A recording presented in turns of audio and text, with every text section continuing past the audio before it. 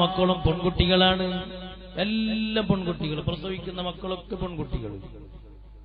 5ാമത്തെ പ്രാവശ്യം എന്റെ ഭാര്യ ഗർഭിണിയായപ്പോൾ ഞാൻ കക്കടിപ്പുറത്തിന്റെ അടുത്തേക്ക് പോയി. അന്നും ഉണ്ടായിരുന്ന ഒരു മഹാനറാണ് കക്കടിപ്പുറം അബൂബക്കർ മുസ്ലിയാർ എന്ന പേരിൽ അറിയപ്പെടുന്നവർ.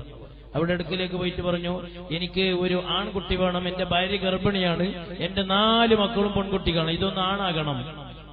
അപ്പോ കക്കടിപ്പുറം അവർ ചോദിച്ചു പോലെ അയാളോട് ഇപ്പൊ എത്ര മാസമായി? അയാൾ പറഞ്ഞു 4 മാസം കഴിഞ്ഞിട്ട് 5ാമത്തെ മാസമാണ്. നമ്മളെ കഴിവിൽപ്പെട്ടതല്ല ഇത്. 5 മാസത്തിലേക്ക് എത്തിയാൽ ആണും പെണ്ണും എല്ലാം കഴിഞ്ഞു. ഇത് എനിക്ക് ഇനി ഇതിനെ ഒന്നും ചെയ്യാൻ കഴിയില്ല. ഇതിന് ചെയ്യാൻ കഴിയുന്ന ഒരാള് അത് മടവൂർ ഷെയ്ഖാണ്. നിങ്ങൾ മടവൂരിന്റെ അടുത്തേക്ക് പോയിട്ട് കാര്യം പറയുക. കാരണം ആണാക്കി പെണ്ണാക്കി കഴിഞ്ഞു, ഇനി അതിനാണാക്കണം. ഗർഭസ്ഥ ശിശുവിനെ പെൺകുഞ്ഞായിട്ട് രൂപാന്തരം വന്ന ഗർഭസ്ഥ ശിശുവിനെ ആണായിട്ട് ഗർഭാശയത്തിന്റെ ഉള്ളിലൂടെ രൂപമാറ്റം വരുത്തണം. അത് എനിക്ക് സാധ്യമല്ല. അത് സാധ്യമാകുന്ന ഒരേ ഒരു ആള് ഇന്നുള്ളത് അത് ബഹുമാനപ്പെട്ട മടവൂർ ശൈഖ് അവറുകളാണ്.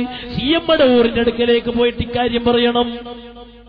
എന്നിട്ട് ഈ പാവപ്പെട്ട സഹോദരൻ കക്കടിപ്പുറത്തുനിന്ന് തിരിച്ചിട്ട് CM മടവൂരിന്റെ അടുക്കലേക്ക് പോയി. അയാളെ കാണുന്ന സമയത്ത് തന്നെ CM ചിരിച്ചിട്ട് ചോദിക്കുന്ന പോൽ, കക്കടിപ്പുറത്തിന്റെ അടുത്തുനിന്ന് വരുന്ന ആളല്ലേ, എന്താ കാര്യം? അല്ല, എന്റെ ഭാര്യ പ്രസവിച്ചത് 4 പെൺമക്കളാണ്, ഇതൊന്നും എനിക്ക് ആണായി കിട്ടണം. അത് പറയാൻ വേണ്ടി ഞാൻ കക്കടിപ്പുറത്തിന്റെ അടുത്ത് പോയതാണ്. കക്കടിപ്പുറം എന്ത് പറഞ്ഞു? ആണും പെണ്ണും സംഭവിച്ചു കഴിഞ്ഞു, എന്നെ കൊണ്ട് സാധ്യമല്ല എന്ന് പറഞ്ഞു. പിന്നെന്ത് പറഞ്ഞു? നിങ്ങളുടെ അടുക്കലേക്ക് വരാൻ പറഞ്ഞിട്ടുണ്ട്. എന്റെ അടുക്കലേക്ക് വരാൻ പറഞ്ഞോ? എന്നാൽ ഞാൻ അതിനാണാക്കി.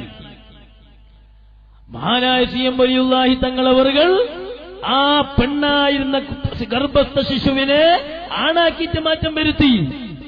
എന്നിട്ട് അയാൾ പറയുന്നത് ആ ആൺകുട്ടിയാണ് നിങ്ങൾ ഇത് ഈ പോയത്. സ്വന്തം പിതാവ് പറഞ്ഞ സംഭവമാണ്. സഹോദരങ്ങൾ, അതാണ് അല്ലാഹുവിന്റെ ഔലിയാക്കന്മാർ.